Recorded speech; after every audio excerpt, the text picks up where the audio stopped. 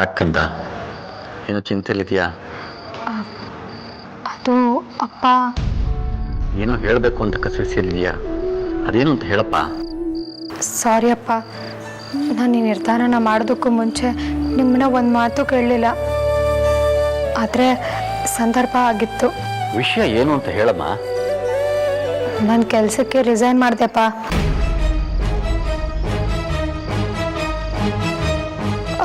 Tension ಏನಿಲ್ಲ, ನಾನು ಇನ್ನೊಂದು ಕೆಲಸ ಹುಡ್ಕೋತೀನಿ. ಅಮ್ಮು, ಮನ್ಸು ಮುರಿಯುವಂಥ ಎಷ್ಟೋ ಸಂದರ್ಭ ಬರುತ್ತೆ, ಆಗ ಸಂಬಂಧಗಳು ಹಾಳಾಗ್ತವೆ. ಆದರೆ ಅಂಥ ಸಂದರ್ಭಗಳಲ್ಲಿ ಅಹಂಕಾರದ ಕೈಗೆ ನಾವು ಬುದ್ಧಿ ಕೊಡಬಾರ್ದಮ್ಮ. ಜೀವನದಲ್ಲಿ ತುಂಬ ಮೌಲ್ಯ ಇರೋದು ಅಂದರೆ ಅದು ಸಂಬಂಧ ಮಾತ್ರ. ಯಾವತ್ತೂ ನಾವು ಸಂಬಂಧನ ಕೆಡಿಸ್ಕೋಬಾರ್ದು. ನೀನು ದುಡಿಲೇಬೇಕು ಅಂತ ಏನಿಲ್ಲ, ತಲೆ ಕೆಡಿಸ್ಕೋಬೇಡ. ಏನಾಯ್ತು ನಿಂಗೆ? ಏನಾಯ್ತಣ್ಣ? ಓದ್ ಕೆಲಸ ಆಗ್ಲಿಲ್ಲಮ್ಮ. ಚಿಕ್ಕ ಸ್ಕೂಲಿಂದ ಬರ್ತಿದ್ಯಾ ಅಂತ ಎಲ್ಲ ಲಾಬಿ ಮಾಡ್ಬಿಟ್ರು. ಏನು ಚಿಕ್ಕ ಸ್ಕೂಲಿಂದ ಬರ್ತಿದ್ದಾಳೆ ಅಂತಾರ? ಅವರು ಸ್ಕೂಲ್ ಎಷ್ಟು ಸ್ಕ್ವೇರ್ ಫೀಟ್ ಇದೆ ಅನ್ನೋದ್ರ ಮೇಲೆ ಸೀಟ್ ಕೊಡ್ತಾರಂತ, ಅಥವಾ ಮಾರ್ಕ್ಸ್ ಎಷ್ಟಿದೆ ಅನ್ನೋದ್ರ ಮೇಲೆ ಸೀಟ್ ಕೊಡ್ತಾರಂತ?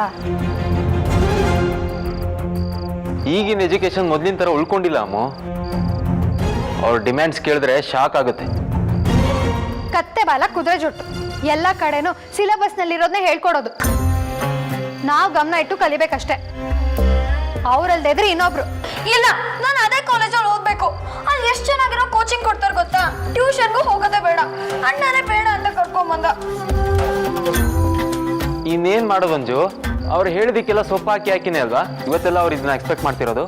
ನಮ್ಗೆ ಹೀಗಾದ್ರೆ ಇನ್ನು ದೂರದ ಹಳ್ಳಿಗಳಿಂದ ಬರೋರ್ ಕಥೆ ಏನ್ ಹೇಳು? ಎಜುಕೇಶನ್ ಅನ್ನೋದು ಒಂದು ದಂಧೆ ಆಗ್ಬಿಟ್ಟಿದೆ ಇಲ್ಲಿ. ಹೂನಮ್ಮ, ಅಣ್ಣ ಸರಿಯಾದ್ದನ್ನೇ ಮಾಡಿದ್ದಾನೆ.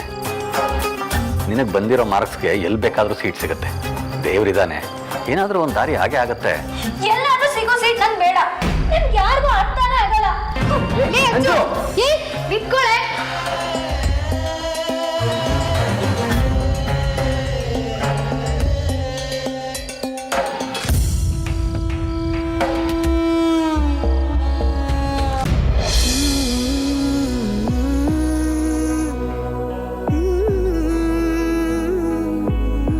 ನಿನ್ನ ಹತ್ರ ಅರ್ಜೆಂಟಾಗಿ ಮಾತಾಡ್ಬೇಕು. ನಿಮ್ಮ ಹತ್ರ ಯೂಶಲಿ ಒಂದು ಜಾಗದಲ್ಲಿ ಮೀಟ್ ಮಾಡ್ತೀವಲ್ಲ?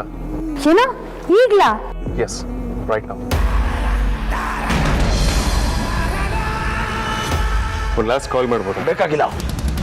At least voice message. ಅದು ಏನು ಮಾಡ್ತೀಯೋ ಕಾರಲ್ಲೇ ಮಾಡಿ ನಡಿ.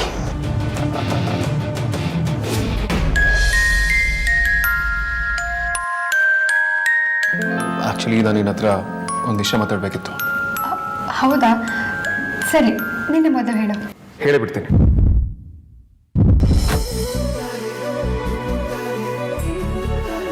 I love you Amulya. I love you Amulya. ಅಮೂಲ್ಯ,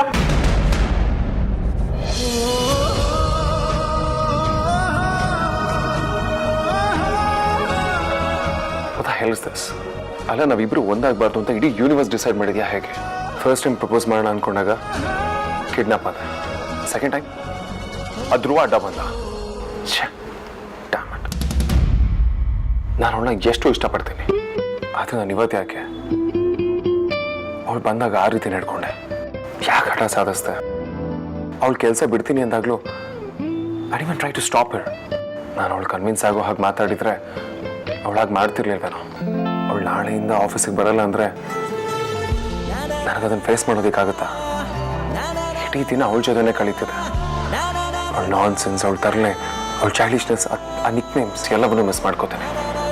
ಈಗ ಅವಳನ್ನ ನೋಡ್ದೆ ಹೇಗಿರಲಿ?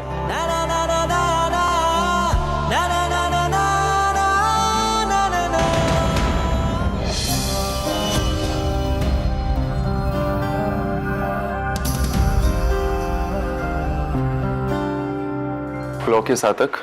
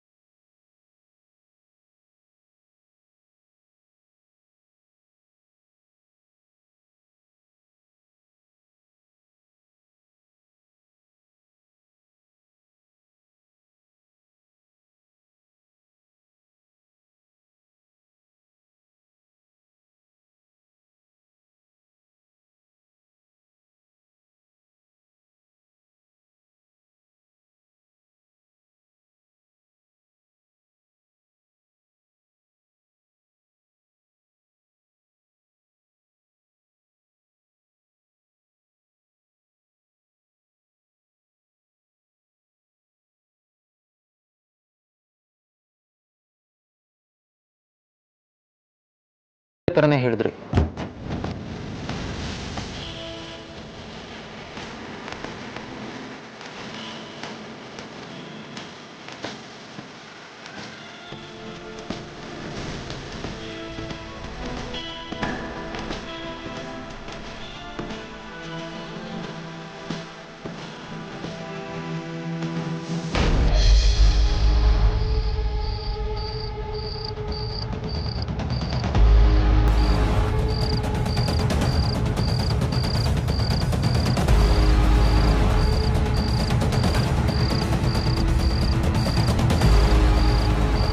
ಹಳೆ ಮುದುಕಿ ಹೇಳಿದ್ರು ಕೇಳ್ದಲೆ ಇದೇ ರೋಡಲ್ಲಿ ಬಂದ್ಬಿಟ್ಟೆ.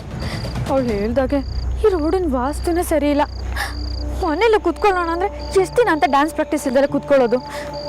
ಈ ರೋಡ್ ಬೇರೆ ಮನೆಗೆ ಹತ್ತಿರ ಆಗುತ್ತೆ ಅಂತ ಈ ರೋಡಲ್ಲೇ ಬಂದ್ಬಿಟ್ಟೆ. ಆದರೆ ಈಗ ನೋಡಿದ್ರೆ ಬರೀ ರೋಡ್ ತುಂಬ ಪೋಲಿಗಳೇ ಇದ್ದಾರೆ ಅನ್ಸುತ್ತೆ.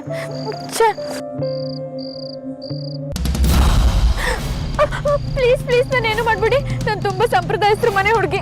ಏನೋ ಮಿಸ್ ಆಗಿ ರೋಡಲ್ಲಿ ಬಂದ್ಬಿಟ್ಟೆ. ಪ್ಲೀಸ್ ನಾನು ಬಿಟ್ಬಿಡಿ.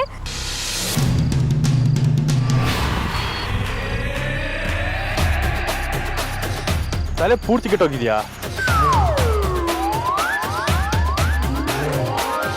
ಧ್ರುವ ವಸಿಷ್ಠ, ಥ್ಯಾಂಕ್ ಗಾಡ್ ಮರಗಾಡ್ನಲ್ಲಿ OSS ಸಿಕ್ಕಾಗಾಯ್ತು. ಅದ್ಯಾಕೆ ಅಷ್ಟೊಂದು ಎದುರ್ಕೊಂಡೆ? ಸಿಕ್ಕಾಪಟ್ಟೆ ನಿರ್ಜನ ಪ್ರದೇಶ ಇದು. ಅದಲ್ಲದೆ ಓಡಾಡೋ ಒಂದಿಬ್ರು ಕೂಡ ನನ್ನನ್ನೇ ಗುರಾಯಿಸ್ಕೊಂಡು ನೋಡ್ತಾ ಇದ್ರು. ಅದಕ್ಕೆ ಭಯ ಆಯ್ತು. ದೆವ್ವನೇ ಜನಕ್ಕೆ ಭಯ ಪಟ್ರೆ ಪಾಪ ಜನರ ಕತೆ ಏನು? ಏನಂದ್ರಿ ನೀವು? ನಾನಿದ್ದೀನಲ್ಲ ಅಂದೆ. ಹೌದು, ನೀವೇನು ಈ ಕಡೆ? ನಾನು ಇದೇ ರೋಡಲ್ಲಿ ಸ್ಟಡಿ ಸೆಂಟ್ರಿಗೆ ಹೋಗೋದು. ಬರ್ತಾ ಲೇಟ್ ಆದರೆ ಒಂದು ಮಿಸ್ ಕಾಲ್ ಕೊಡು, ನಾನು ವೆಯ್ಟ್ ಮಾಡ್ತೀನಿ. ಒಬ್ಬಳೇ ಓಡಾಡಬೇಡ. Thanks for the concern. ಇದಕ್ಕೇನು ಕಡಿಮೆ ಇಲ್ಲ.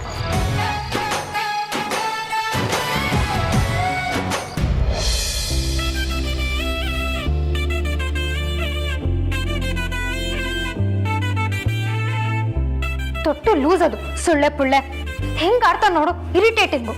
ಅಲ್ಲ, ಒಂದ್ ಮಾತು ರಿಸೈನ್ ಮಾಡ್ಬೇಡ, ನೀ ನನಗೆ ಇಂಪಾರ್ಟೆಂಟ್ ಅಂತ ಹೇಳೋದಕ್ಕಾಗ್ತಿರ್ಲಿಲ್ವಾ? ಕೊಬ್ಬು, ಕೊಲೆಸ್ಟ್ರಾಲ್. ತೀರಾ ರೆಸಿಗ್ನೇಷನ್ವರೆಗೂ ಹೋಗೋದು ಏನಿತ್ತು? ಮೂರು ಸಲ ಫ್ರೆಂಡ್ಶಿಪ್ ಬಗ್ಗೆ ಮಾತಾಡ್ತಾವಳು. ಧ್ರುವನ್ ವಿಚಾರ ಬಿಟ್ಟಾಕು. ನಮ್ಮ ಸಂಬಂಧನ ಹಾಳು ಮಾಡ್ಕೊಳ್ಳೋದು ಬೇಡ ಅಂತ ಹೇಳ್ಬೋದಿತ್ತಲ್ಲ. ನಾನೇನು ಹೊಸಬ್ಳ ಇವನ್ಗೆ? ನಿನ್ನೆ ಮೊನ್ನೆ ನೋಡಿದ ನನ್ನ. ನಾನು ಈ ಥರ ಮುಂಗೋಪದ ಕೆಲಸ ಎಷ್ಟು ಮಾಡಿಲ್ಲ. ಇದನ್ನೂ ಹಂಗೆ ಅನ್ಕೊಳ್ಳೋದಕ್ಕೆ ಏನು ದಾಡಿ ಆಗಿತ್ತು ಅವನಿಗೆ? ಅಲ್ಲ, ಅಷ್ಟು ದಿನದಿಂದ ಪರಿಚಯ ಇರೋ ನನ್ನ ಜೊತೆನೆ ಮಿಸ್ಅಂಡರ್ಸ್ಟ್ಯಾಂಡಿಂಗ್ ಮಾಡ್ಕೊಂಡಲ್ಲ. ನಾನು ಹೇಗೆ ಅಂತ ಅವಳು ಚೆನ್ನಾಗಿ ಗೊತ್ತು. 1 ವರ್ಷದ ಮೇಲಾಯ್ತು ನಾವಿಬ್ರು ಮೀಟ್ ಮಾಡಿ. ಆದರೆ ನೋ ಯೂಸ್. ನಾನು ಅವಳಿಗೆ ಅರ್ಥ ಆಗಿಲ್ವಾ, ಅಥವಾ ಅವಳೇ ನಾನು ಅರ್ಥ ಮಾಡ್ಕೊಂಡಿಲ್ವಾ? ಏನೋ ರಿಸೈನ್ ಮಾಡೋದು ಮಾಡಿ ಬಂದ್ಬಿಟ್ಟೆ. ಮತ್ತೆ ಅವ್ರ ಮನೆಗೆ ಹೋಗೋದಕ್ಕೆ ಕಾರಣನೂ ಇಲ್ಲ. ಮುಖ ತೋರ್ಸೋದು ಸರಿನೂ ಆಗಲ್ಲ. ಈ ಕ್ಯಾಪಲ್ಲಿ ಅವನ್ನ ನೋಡೋದು ಹೇಗೆ? ಇನ್ಯಾವಾಗ ಅವನ್ನ ನೋಡೋದು ನಾನು? ಅಲ್ಲ, ಅವನು ಈ ಮನೆಗೆ ಕಾಲಿಡಲ್ಲ ಅಂತ ಬೇರೆ ಹೇಳ್ಬಿಟ್ಟಿದ್ದಾನೆ. ಒಳ್ಳೆ ಗೋಳಾಯ್ತಲ್ಲ. ಅವಳು ಆಫೀಸ್ಗೂ ಬರಲ್ಲ, ನಾನು ಅವ್ರ ಮನೆಗೂ ಹೋಗಲ್ಲ ಅಂತ ಹೇಳಿದ್ದೀನಿ. ಡ್ಯಾಮೆಟ್, ನಾನು ಬಜಾರಿನ ಯಾವಾಗ ನೋಡೋದು?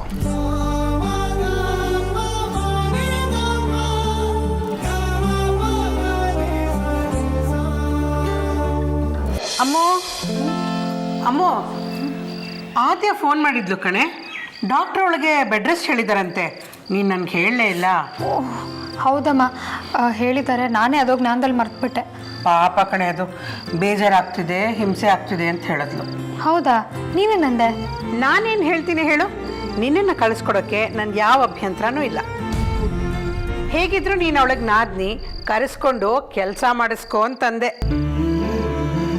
ನಿನಗೂ ಈ ಕೆಲಸ ಇಲ್ವಲ್ಲ, ಹೊಸ ಕೆಲಸ ಸಿಗೋವರೆಗೂ ಅಲ್ಲಿ ಹೋಗಿರ್ತೀಯಾ? ನನ್ನ ಮನಸ್ಸಿನ ಮಾತು ನನ್ನ ಬಜರಂಗಿಗೆ ಇಷ್ಟು ಬೇಗ ಕೇಳಿಸುತ್ತೆ ಅಂತ ನಾನು ಅಂದ್ಕೊಂಡೇ ಇರಲಿಲ್ಲ.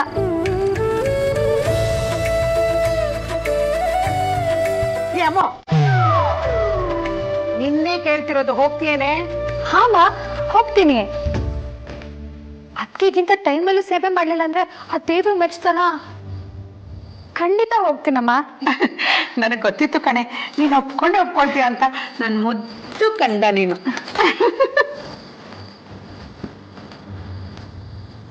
ಜೈ ಬಜರಂಗಿ.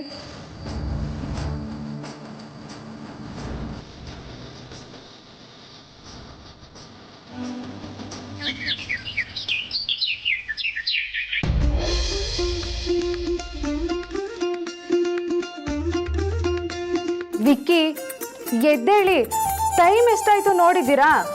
ಆಫೀಸಿಗೆ ಲೇಟ್ ಆಯ್ತು. ಇವತ್ತು ಆಫೀಸ್ ಹೋದ್ರೆ ತಾನೇ. ಯಾಕೆ ಆಫೀಸಿಗೆ ಹೋಗಲ್ಲ? ಅಗ್ರಜ ಬೇರೆ ನನ್ನ ಹತ್ರ ಮಾತಾಡ್ತಿಲ್ಲ. ಆಫೀಸ್ಗೆ ಹೋಗಿ ಏನು ಲಾಭ? ಅಲ್ಲೂ ಇದೇ ಕತೆ ಮುಂದುವರಿಯುತ್ತೆ. So it's better I don't go. ಯಾಕೆ ಮಾತಾಡ್ತಿಲ್ಲ? ನಿನ್ನೆ ಅದಕ್ಕೆ ಹತ್ರ ಚೆನ್ನಾಗೇ ಮಾತಾಡಿದ್ರಲ್ವಾ? ನೋಡಿ, ಎಲ್ಲ ಸರಿ ಹೋಗಿದೆ, ಸುಮ್ಮನೆ ಡ್ರಾಮಾ ಮಾಡಬೇಡಿ. ಹಾಗಂತ ನೀವು ತಿಳ್ಕೊಂಡಿದ್ದೀರಾ ಆರ್ತಿ ಅವರೇ? ಅವಳು ತಾನು ಪ್ರೆಗ್ನೆಂಟ್ ಅನ್ನೋ ಅಸ್ತ್ರ ಉಪಯೋಗಿಸಿ ಎಲ್ಲ ಸರಿ ಮಾಡ್ಕೊಂಡ್ಬಿಟ್ಲು. ಆದರೆ ನಾನೇನು ಮಾಡೋದು? ಏನು ಮಾಡೋದು ಅಂತ ಸುಮ್ಮನೆ ಕೂತ್ರೆ ಆಗುತ್ತಾ? ಹೋಗಿ ಭಾವನ ಹತ್ರ ಮಾತಾಡಿ. ಅದೆಲ್ಲ ಆಗೋಗಿದೆ ಹೆಂಡ್ತಿ. ನಾನು ಎಷ್ಟೇ ಹೇಳಿದ್ರು ಅವನಿಗೆ ಅರ್ಥನೇ ಆಗ್ತಿಲ್ಲ. ಸರಿ, ಭಾವನ ಬಗ್ಗೆ ತಲೆ ಕೆಡಿಸ್ಕೋಬೇಡಿ. ಅವ್ರು ನಿಮ್ಮನ್ನ ಎಷ್ಟು ಇಷ್ಟಪಡ್ತಾರೆ ಅಂದರೆ ನಿಮ್ಮ ಮೇಲೆ ತುಂಬ ಟೈಮ್ ಕೋಪ ಮಾಡ್ಕೊಂಡಿರೋಕ್ಕಾಗಲ್ಲ ಅವ್ರಿಗೆ. ಈಗ ಎಲ್ಲರೂ ಅವ್ರವ್ರ ಕೆಲಸ ಮಾಡಲೇಬೇಕು. ಅದಕ್ಕೆ ನಾನು ನನ್ನ ಕೆಲಸನ ಮಾಡೋಣ ಅಂತ ಅನ್ಕೊಂಡಿದ್ದೀನಿ. ಗಂಡನಾಗಿ ಸಿನ್ಸಿಯರ್ ಆಗಿ ನನ್ನ ಹೆಂಡತಿನ ಮುದ್ದು ಮಾಡೋಣ ಅಂತ ಅನ್ಕೊಂಡಿದ್ದೀನಿ. ಏನು ಬೇಕಾಗಿಲ್ಲ. ಈಗ ಮನೆ ಸೊಸೆಯಾಗಿ ನನಗೆ ಮಾಡೋದಕ್ಕೆ ಬೇಕಾದಷ್ಟು ಕೆಲಸ ಇದೆ. ಒಲೆ ಮೇಲೆ ಟೊಮೊಟೊ ಗೊಜ್ಜಿಟ್ಟಿದ್ದೀನಿ. ಇನ್ನೂ ಸ್ವಲ್ಪ ಹೊತ್ತು ಇಲ್ಲೇ ಇದ್ರೆ ಸೀದೋಗುತ್ತಷ್ಟೇ. ನಿಮಗೆ ನಾನು ಇನ್ನೂ ಅರ್ಥನೇ ಆಗಿಲ್ಲ ಹೆಂಡತಿ. This is not fair. ನಾನು ನಿಮ್ಮನ್ನು ಅರ್ಥ ಮಾಡ್ಕೊಂಡಿಲ್ವಾ? ಯಾಕೆ ಹೀಗೆಲ್ಲ ಮಾತಾಡ್ತೀರಾ?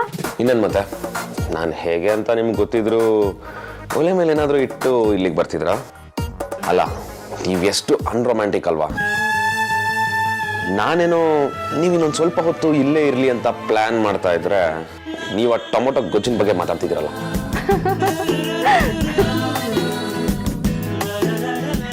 ಇದಕ್ಕೇನು ಕಮ್ಮಿ ಇಲ್ಲ ನೀವು. ನಾನು ಈ ನಗುಗೆ ಬಿದ್ದಿದ್ದು. ಮನೇಲಂತೂ ಪ್ರೈವಸಿನೇ ಇಲ್ಲ. ಇವತ್ತು ಹಾಗೆ ಲಾಂಗ್ ಡ್ರೈವ್ ಹೋಗೋಣ, ಚೆನ್ನಾಗಿ ರೆಡಿಯಾಗಿ. ಲಾಂಗ್ ಡ್ರೈವಾ ಇವತ್ತಾ? ಇಲ್ಲ, ನಿಮ್ಗೆ ವಯಸ್ಸಾಗಿ ಹಲ್ಲೆಲ್ಲ ಉದ್ರೋಗಿ ಸೋಡಾ ಗ್ಲಾಸ್ ಹಾಕೊಂಡು ಕೈಗೊಂದು ಊರ್ಗೋಲ್ ಬಂದು ಬೆನ್ನೆಲ್ಲ ಬಾಗಿ ಒಂದು ಹೆಜ್ಜೆ ಇಡೋಕ್ಕೂ ಒದ್ದಾಡೋ ಟೈಮಲ್ಲಿ ಹೋಗೋಣ, ಆಯ್ತಾ? ಕೇಳದ್ ನೋಡಿ, ಇವತ್ತೇ ಹೋಗ್ತಾ ಇದೀವಿ. ನೀವು ನೋ ಅನ್ನೋ ಚಾನ್ಸೇ ಇಲ್ಲ. ನೋ ಅಂದ್ರು ನಾನು ಕೇಳಲ್ಲ.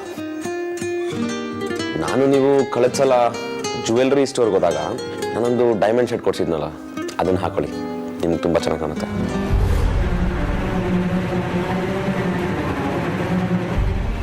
ಅದಿತಿ ಅದೇನೋ ಡ್ಯಾನ್ಸ್ ವಿಡಿಯೋ ಮಾಡ್ತಾಳಂತೆ, ಚೆನ್ನಾಗಿರೋ ಒಡವೆ ಬೇಕು ಅಂತ ಹೇಳಿದ್ಲು. ವಿಕ್ಕಿ ಇನ್ನೊಂದು ಡೈಮಂಡ್ ಸೆಟ್ ಕೊಡ್ಸಿದ್ದಾರೆ, ತುಂಬಾ ಚೆನ್ನಾಗಿದೆ. ಅದನ್ನ ಕೊಡ್ತೀನಿ, ತಗೊಂಡು ಹೋಗು.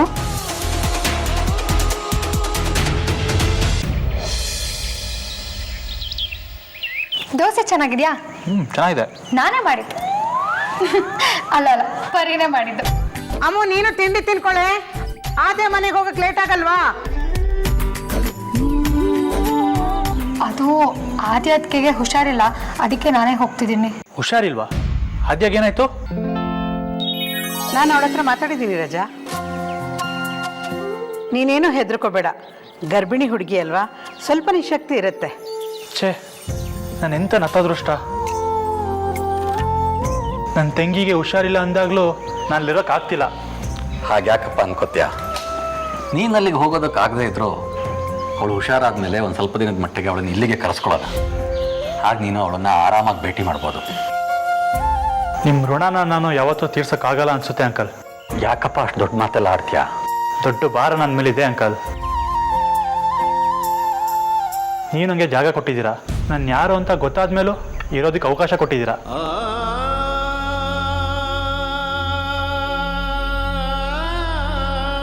ಅದು ಅಲ್ಲದೆ ಈಗ ಸಪೋರ್ಟ್ ಕೂಡ ಮಾಡ್ತಾ ಇದ್ದೀರಾ.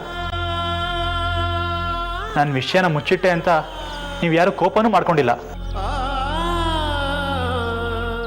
ಒಬ್ಬ ವ್ಯಕ್ತಿ ಇನ್ನೇನು ತಾನೇ ಎಕ್ಸ್ಪೆಕ್ಟ್ ಮಾಡೋದಕ್ಕೆ ಸಾಧ್ಯ ಹೇಳಿ?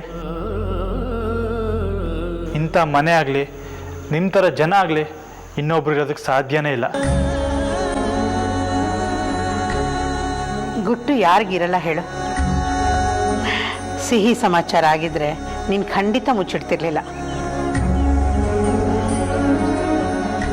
ಕಹಿ ಘಟನೆ ಆಗಿರೋದ್ರಿಂದ ಹೇಳ್ಕೊಂಡಿಲ್ಲ. ಎಲ್ಲರ ಜೀವನದಲ್ಲೂ ಒಂದಲ್ಲ ಒಂದು ಕಹಿ ಘಟನೆ ಆಗಿರುತ್ತೆ ಅಲ್ವಾ?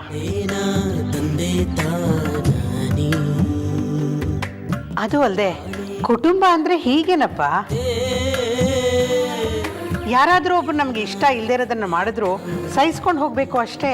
ನನ್ಗೇನು ಹೇಳಬೇಕು ಅಂತ ನನಗೆ ಗೊತ್ತಾಗ್ತಿಲ್ಲ ಅಮ್ಮ.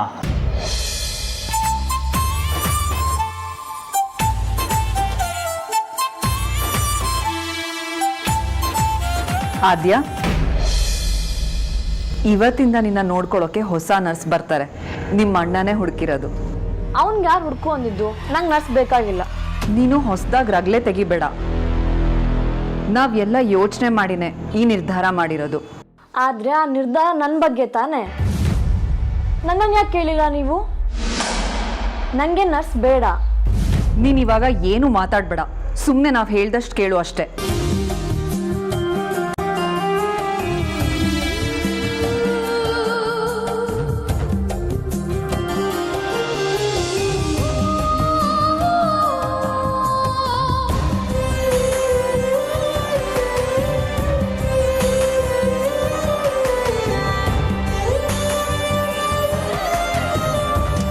ತಗೋ, ಪಾಲಕ್ ಜ್ಯೂಸ್ ಕೊಡಿ. ನಂಗೆ ಪಾಲಕ್ ಜ್ಯೂಸ್ ಬೇಡ.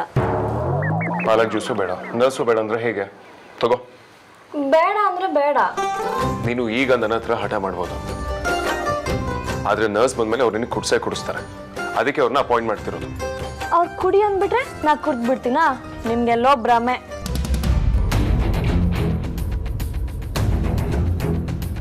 ಚಿಕ್ಕ ಮಗು ತರ ಆಡ್ತಿದ್ಯಾ ಆದ್ಯ ನೀನು? ಹೋಗ್ಲಿ ಬಿಡು. ನಿನಗೆ ನರ್ಸ್ ಏನಕ್ಕೆ ಬೇಡ ಅದನ್ನಾದ್ರೂ ಹೇಳೋ. ನನ್ನ ನೋಡ್ಕೊಳಕ್ಕೆ ಇಲ್ಲಿ ಸಾಕಷ್ಟು ಜನ ಇದ್ದಾರೆ. ಹಾಗಿರುವಾಗ ಗುರ್ತು ಪರಿಚಯ ಇಲ್ದಿರೋ ನರ್ಸ್ ಆಗತ್ತೆ ನನಗಿಲ್ಲ. ನೋಡು ವೇದಾಂತ್ ಹೇಗೆ ಆಡ್ತಿದ್ದಾಳೆ. ನೀನೇ ಹೇಳು ಸ್ವಲ್ಪ ಇವಳಿಗೆ. ಆದ್ಯಾ, ನೀನು ಸುಮ್ಮನೆ ಹಠ ಮಾಡಬೇಡ. ಇದು ನೆಗ್ಲೆಕ್ಟ್ ಮಾಡೋ ವಿಚಾರ ಅಲ್ಲ. ಡಾಕ್ಟರ್ ಏನು ಹೇಳಿದ್ದಾರೆ ಅಂತ ನಿನಗೂ ಗೊತ್ತು. ನೀನು ಮುಂದೆನೇ ಹೇಳಿದ್ದಾರೆ. ನನಗೆಲ್ಲ ಗೊತ್ತು. ನಾನೇ ಒಬ್ರಿಗೆ ಹೇಳಿದ್ದೀನಿ, ಇನ್ಮೇಲೆ ಅವರೇ ಬರ್ತಾರೆ. ನರ್ಸ್ಗಿಂತ ಚೆನ್ನಾಗಿ ನೋಡ್ಕೊಳ್ತಾರೆ. ಅವರಿಗೂ ನನ್ನ ಮೇಲೆ ನಿನ್ನಷ್ಟೇ ಕಾಳಜಿ ಇದೆ. ಏನು, ನೀನೇ ಒಬ್ರಿಗೆ ಬರಕ್ಕೆ ಹೇಳಿದ್ಯಾ? ಅಫ್ಕೋರ್ಸ್, ಅದಕ್ಕೆ ನಾನು ನರ್ಸ್ನ ಬೇಡವೇ ಬೇಡ ಅಂತ ಹೇಳ್ತಾ ಇರೋದು. ಯಾರಿಗೆ ಹೇಳಿದ್ಯಾ? ಸರ್ಪ್ರೈಸ್.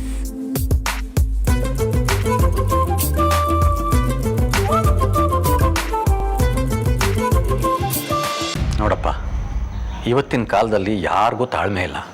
ತಿರುಗುತ್ತರ ಕೊಡೋದು, ಮುಂಗೋಪ ಮಾಡ್ಕೊಳ್ಳೋದು, ಸ್ವಲ್ಪ ಹೆಚ್ಚು ಕಡಿಮೆ ಆದರೂ ಸಹಿಸ್ಕೊಳ್ಳೋದಿಲ್ಲ. ಸಣ್ಣ ಪುಟ್ಟ ವಿಚಾರಕ್ಕೆಲ್ಲ ಮನೆ ಹೊಡೆದು ಬಿಡ್ತಾರೆ. ಆದರೆ ಸಹನೆ ತುಂಬ ದೊಡ್ಡ ಸಾಧನೆ ಅಪ್ಪ. ನೀನು ಅದನ್ನೇ ಮಾಡ್ತಾ ಇರೋದು. ನಿನಗೇನೇ ಕಷ್ಟ ಬಂದರೂ ನಿಮ್ಮ ಅಣ್ಣನ ಬಗ್ಗೆ ನೀನು ಒಂದೇ ಒಂದು ಕೆಟ್ಟ ಮಾತು ಕೂಡ ಆಡಿಲ್ಲ.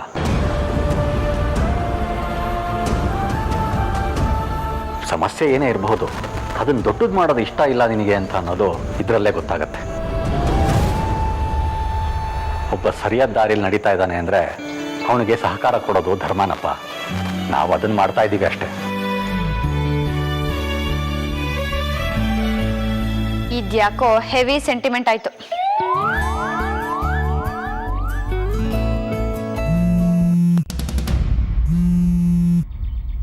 ಹಲೋ,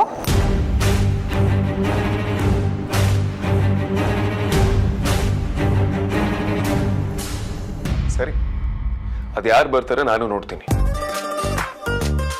ಒಂದು ವೇಳೆ ಅವ್ರು ಬರಲಿಲ್ಲ ಅಂದ್ರೆ ನಾನು ಸುಮ್ಮನೆ ಇರೋದಿಲ್ಲ. ನೋನೋ, ಅಂತ ಸೀನೆಲ್ಲ ಆಗೋದೇ ಇಲ್ಲ. ಅವ್ರು ಒಂದ್ಸಲ ಕಮಿಟ್ ಆದ್ಮೇಲೆ ಮುಗೀತು. ಆಮೇಲೆ ಅವ್ರ ಮಾತನ್ನ ಅವರೇ ಕೇಳಲ್ಲ. ಇದೆಲ್ಲ ಸ್ವಲ್ಪ ಓವರ್ ಆಯ್ತು. ಬರೋರು ಬರಲಿ, ಅದು ನೀನು ಜ್ಯೂಸ್ ಕೊಡಿ. ಸಾರಿ ಅಣ್ಣ, ನನಗೂ ಈ ಪಾಲಕ್ ಜ್ಯೂಸಿಗೂ ಜನ್ಮಾಂತರ ದುಶ್ಮನ್ ಇದೆ. So very sorry.